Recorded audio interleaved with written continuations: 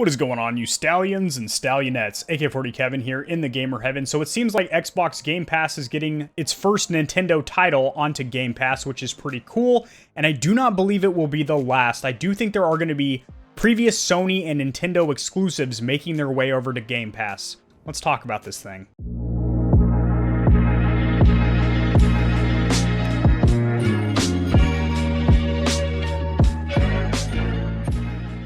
Alrighty guys, sharing my screen over here, I have an article pulled up. One of the best Nintendo Switch games. I think this is a pretty subjective statement here. I don't know like how many people would really consider Octopath Traveler to be one of the best Nintendo Switch games. Now if they were to get something like Smash Bros. Or Animal Crossing or Breath of the Wild onto Game Pass, that would be a huge W.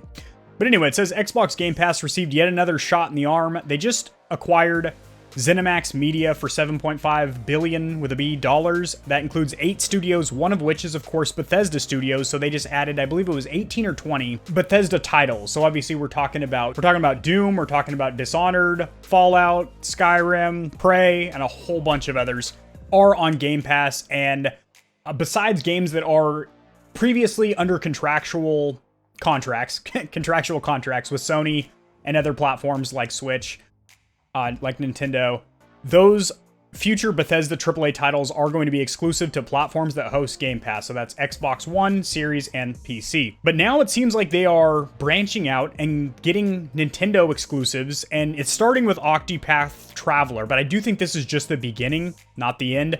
I do think there are going to be several more Nintendo and Sony titles. There's a lot of other content creators that are speculating that this is the way things are going to end up. Now, this is kind of based on how aggressive Microsoft has been recently. I mean, for one, the acquisition of Bethesda is the largest video game studio acquisition in history. Before this, it was about $440 million. $7.5 billion shows the kind of money that Microsoft is willing to throw into their gaming platform. And if they have that kind of cash, I mean, buying a couple of individual game titles here and there, third and first party games from Sony and Nintendo, isn't out of the realm of possibility. And I mean, obviously it's already happened here, so pretty crazy.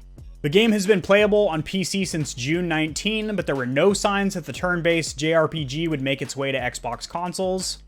Here it is. It's 20, there it is. All I had to do was scroll down. 20 Bethesda games.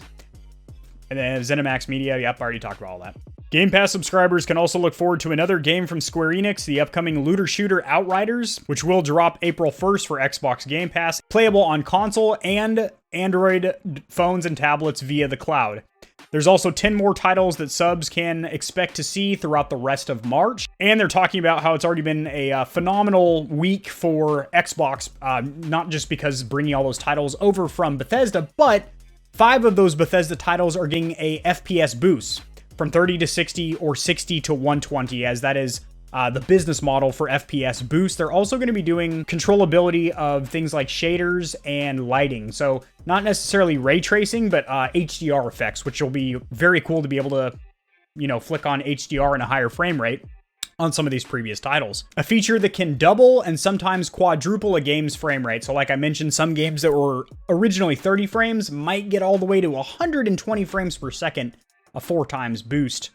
And those are going to be Fallout 4, Fallout 76, gross, Prey, Dishonored, and Skyrim Special Edition. So that's all the DLC. You could be playing that a while on your Series S or X. And all these titles here are taking the jump from 30 to 60, so they're not taking the 60 to 120. But that is going to be on future titles with FPS Boost, so that's pretty cool. Just to round out what a banger of a month it's been, Microsoft also dropped their Xbox wireless headset, which I made a video that was received very, very well about a month ago when I heard about this being announced.